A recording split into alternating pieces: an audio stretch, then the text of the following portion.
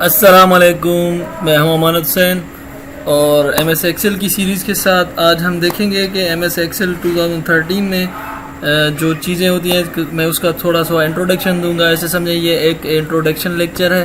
اس کے بعد class number 1 آئے گی جس میں ہم بالکل بیسک سے جو چیزیں ہوں گی وہ ڈسکس کریں گے، ان پر کام کریں گے، وہ میں آپ کو بتاؤں گا.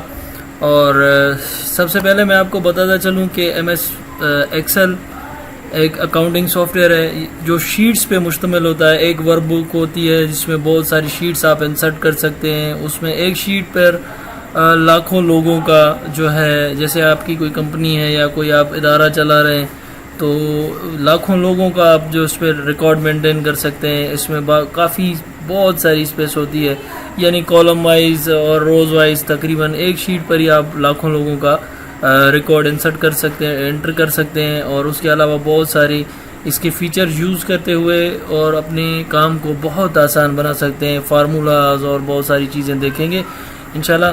تو آپ ریڈی ہو جائیں، انسٹال کریں M S Excel. M S office کا software group complete install ہوگا. اور اس دوست کے پاس انسٹال نہیں ہے وہ انسٹال کریں انشاءاللہ تعالی.